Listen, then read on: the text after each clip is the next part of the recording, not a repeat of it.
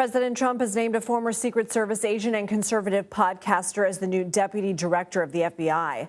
Dan Bongino will serve as the FBI's second in command to the agency's director, Kash Patel.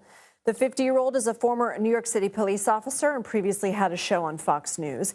He unsuccessfully ran for Congress 3 times, twice in Maryland and once in Florida. Bongino's appointment, which does not require Senate confirmation, means there are now 2 people leading the agency who have no FBI experience. And FBI Director Kash Patel was sworn in Monday as the acting head of the Bureau of Alcohol, Tobacco, Firearms, and Explosives.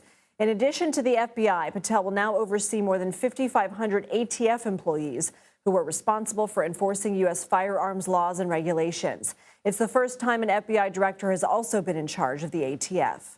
For more, let's bring in CBS News Department of Justice correspondent Scott MacFarlane. Scott, what more can you tell us about Bongino and what exactly a deputy FBI director oversees? Oh, the deputy FBI director can touch anything he or she wants to, get involved with approving the launching of cases, big cases, politically sensitive cases, can be involved with the transfer of employees, demotions, promotions, some of the budget work. This really is the blocking and tackling of the Bureau, and it's a massive agency with nearly 6 field offices, a huge headquarters here in Washington. He can get his fingerprints all over this agency, and that's one of the reasons I think the FBI Agents Association, which represents current FBI agents, was pressing the new Bureau Director, Kash Patel, to install somebody who has FBI experience into this position, a special agent, somebody with years of experience navigating that bureaucracy. Dan Bongino, like Kash Patel, has no FBI experience, which critics will rail against, but which Patel and Bongino say is evidence that they are change agents.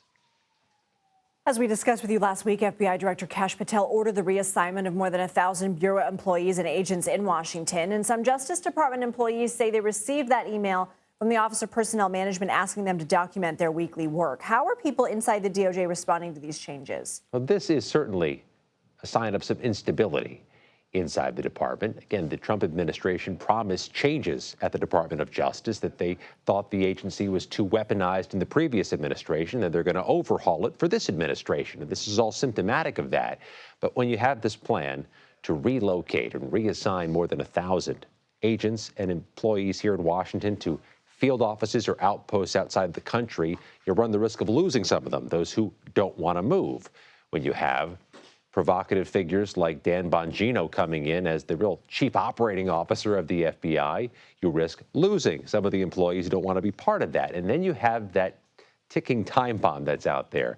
The list that was compiled under Department of Justice orders of 5,000 plus agents and employees who are part of the January 6th investigation, some of whom think they're going to be retaliated against for being part of the January 6th investigation, that can lose you some people as well. So you see it, Lindsay. There's this risk of a gutting of some of the offices that are there to chase terrorists, child predators, and violent gangs.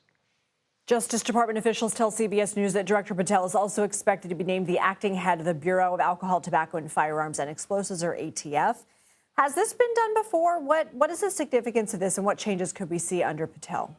Wow, is that a big side hustle to also run the Bureau of Alcohol, Tobacco, and Firearms, which also has a nationwide footprint, field offices all across the country, hundreds if not thousands of employees to monitor, and all these responsibilities, investigating gun crimes and overseeing gun regulations. To do both of these is a first, but I think the ATF, as it's called, has already been under the microscope and seems primed for some cutbacks. Republicans in Congress have tried to starve some of the budget of the ATF to reduce it, arguing that agency encroaches on Second Amendment rights.